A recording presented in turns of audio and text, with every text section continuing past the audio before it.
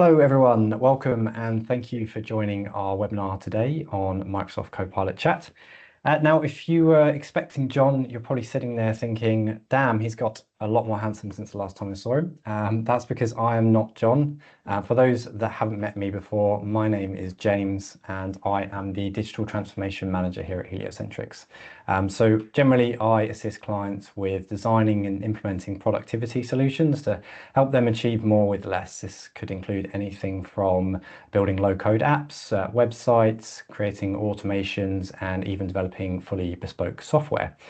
So the topic for today's webinar is Microsoft Copilot Chat.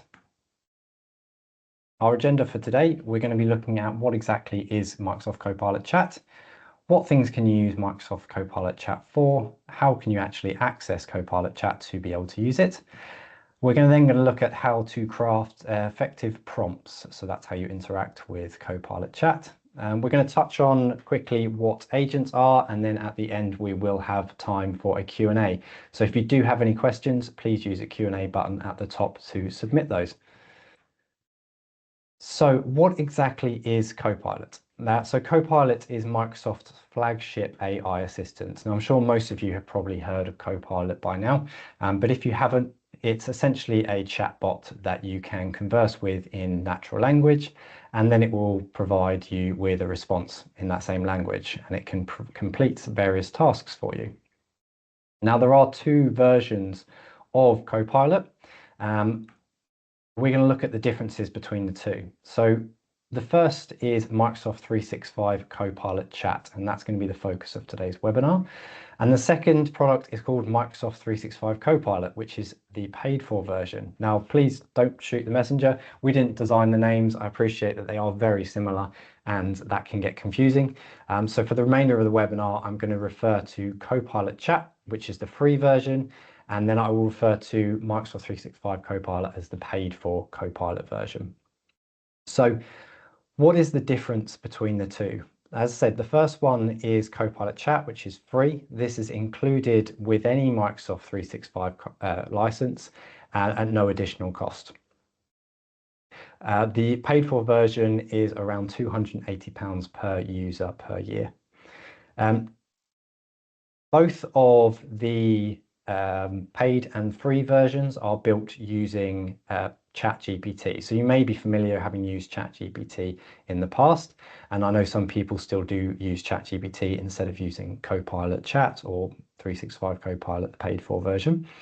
We do encourage you to use Copilot Chat rather than using ChatGPT. The main benefit of that being that if you're using Microsoft Copilot Chat, all of your data remains within your tenant and you receive enterprise data protection. If you are using ChatGPT directly, none of your data is protected, and also it can be used to train the models, which is not what we want. So looking again at this table, which explains the differences between the two, Microsoft Copilot Chat on the left-hand side both of them allow you to interact with them in a chatbot style. You can upload files to both of them for them to interact with, and they can do image generation. The big difference with the paid for version is that it also sits within all of your Office applications. So it's directly within Teams, Outlook, Word, Excel, and PowerPoint. And it can also directly interact with those applications. So that means that it enables you to, it's able to create content within documents, draft emails, or create PowerPoint presentations for you. If you are interested in the paid for version of Copilot, we are hosting a more in-depth webinar on that next week. But for today, we're going to focus on the free version, which everyone has access to. So moving on, we're going to look at some examples of how you can use Copilot Chat. So the first here is a research example. So in this example, we have asked Copilot Chat to look up some CRM systems for us. We can see here that we've got it to display the results in a table with the name, the website, features, and the estimated costs. And at the bottom, Copilot has asked us some follow-up questions. So Copilot is trying to be helpful and trying to provide better results for you. So in this instance, it asks, do we have any specific requirements or preferences for our CRM system? So you will be able to go back and respond to that question, and Copilot will refine its answer for you. Then at the very bottom, you'll see that it has included its sources. So you can click on any of those links to go directly to the web pages where Copilot pulled the information from. The next example is using Copilot to summarize content. So in this example, we gave Copilot our terms and conditions. And in the first screenshot on the right-hand side, you can see that it's summarized all of the information into a few key points that it thinks are relevant, important information that we need to know from those terms and conditions. We've then asked Copilot a follow-up question. So in the screenshot on the left-hand side, you can see that we asked Copilot, what are the cancellation policies within the T's and C's? Copilot's then gone away, found the information, and compiled it for us in a nice and simple format. So this functionality can be used either for very long documents or websites that you're looking for specific information in, or just to summarize if you're trying to learn something new. The third example is content generation. And I know a lot of people don't like using AI or Copilot for content generation. Me personally, I find it's a really helpful starting point. So I don't just stare at a blank page trying to decide what to write. I can get Copilot to create a first draft for me that I can then tweak and edit until I find that it's correct. In this example, we've asked Copilot to create a LinkedIn post. So the first thing we did was upload a document with our company's tone of voice. We then gave it some information about the type of LinkedIn post we wanted. So in this example, we've asked it to create a post about Microsoft Copilot Chat. So it's provided the content formatted with emojis and even some useful relevant hashtags. And then finally, we asked it to recommend a time of day to post make the post so that we get maximum views, which is also included at the bottom. So if you are wanting to interact with Copilot Chat and you're not sure how to access it or where to go, there are a few different options. So we'll look at some of those now. The easiest and the simplest option for accessing Copilot Chat is within Microsoft Edge. So if you open your Microsoft Edge browser, in the top right-hand corner, you'll see the icon that's highlighted by the red box. Click on that and a panel will open up on the right-hand side, and it'll be a chat box that you can start conversing with Copilot straight away. You can also go to m365copilot.com, sign in with your work Microsoft account, and you can have conversation with Copilot there. Alternatively, you can download the Microsoft 365 Copilot desktop app. So to do this, go to your start bar, search for Copilot, and you are specifically looking for Microsoft 365 Copilot, the one that I have highlighted there in red again. The top result is Copilot. That is the personal version. You do want Microsoft 365 Copilot, as that is the work version that will enable you to log in with your work account. You can also access Copilot Chat from within Teams. So if you open Microsoft Teams, press the three dots on the left-hand side and search for Copilot. You can then open the app from there, or you can drag and drop it into the panel on the left-hand side for more quick access.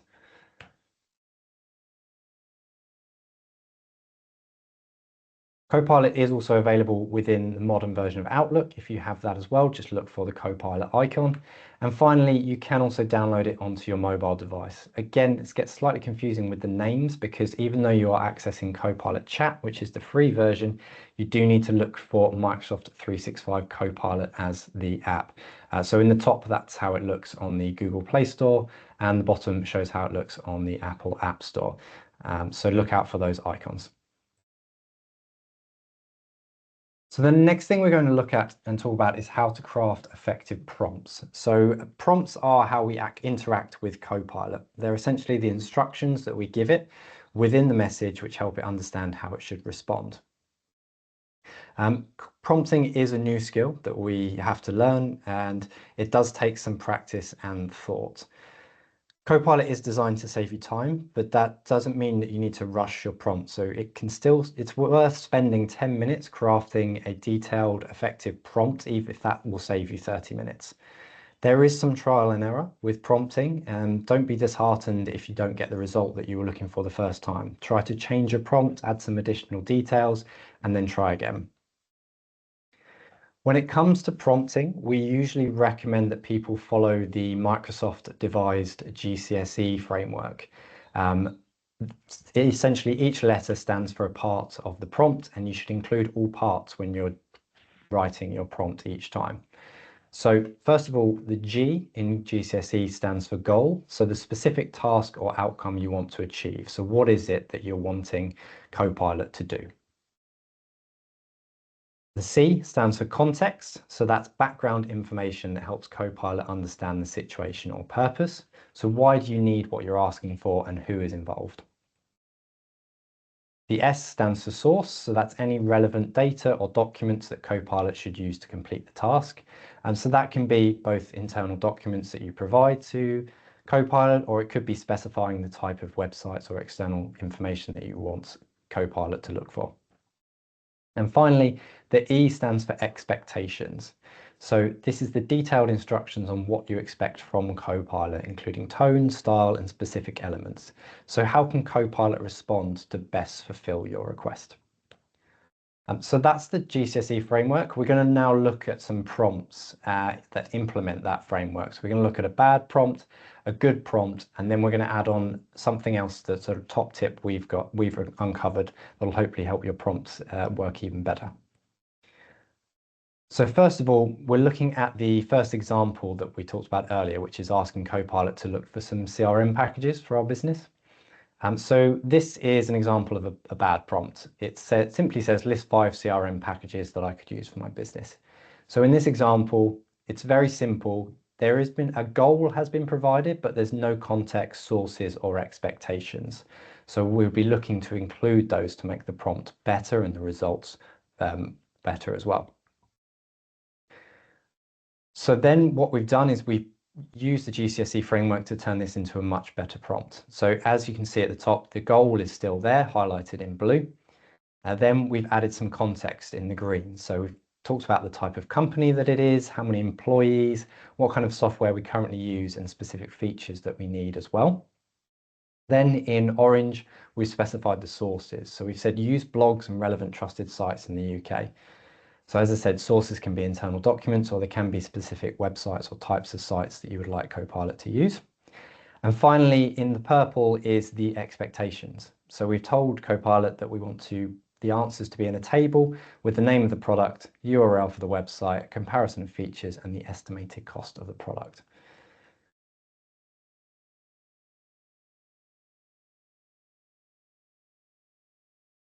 And then this is the top tip that we recommend. So if you are writing a detailed prompt, at the very bottom, we've highlighted in yellow an additional bit that you can add on. So it says, ask me any relevant questions to make the results more appropriate.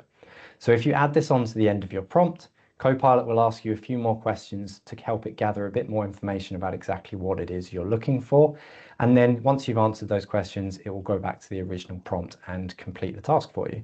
And we found that this can really help to get much better results from Copilot.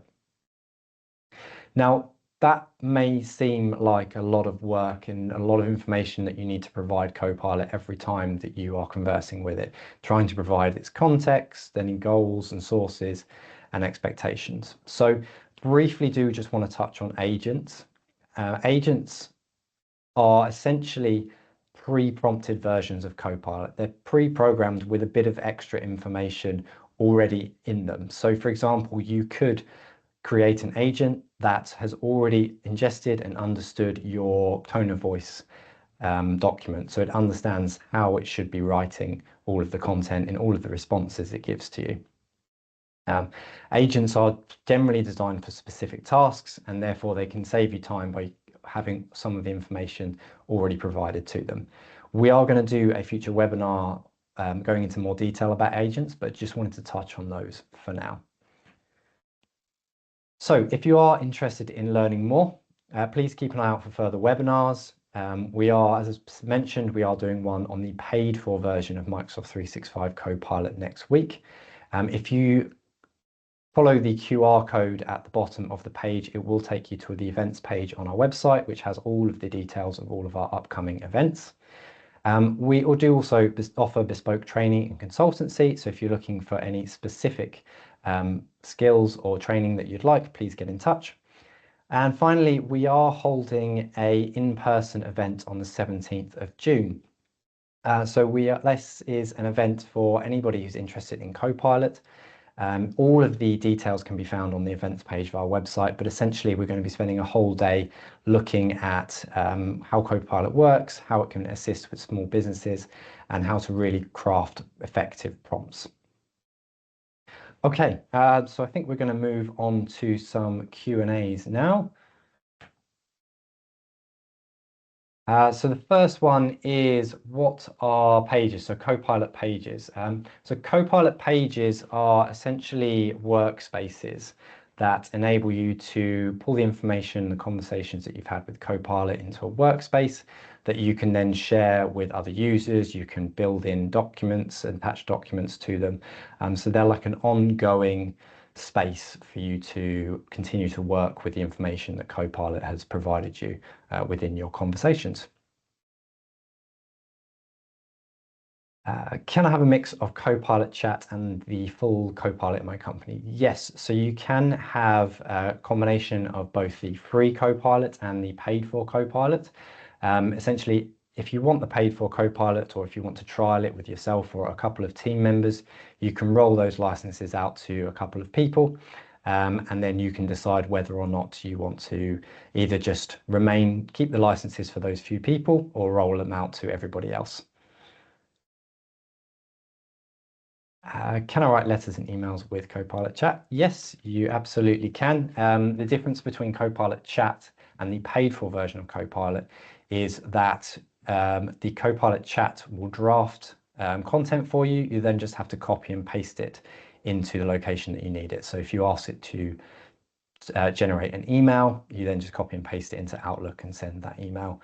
Whereas with the paid for version of Copilot, it can actually generate that content straight into an email for you.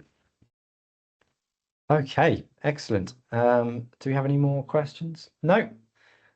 Brilliant. Well, I will just pop back to the page with our events link on it. But otherwise, we will send out an email shortly after this with a link to all of the resources from the webinar. So recording, links to the slides, and sign up forms for our future webinars. Otherwise, if you do have any questions, please let us know.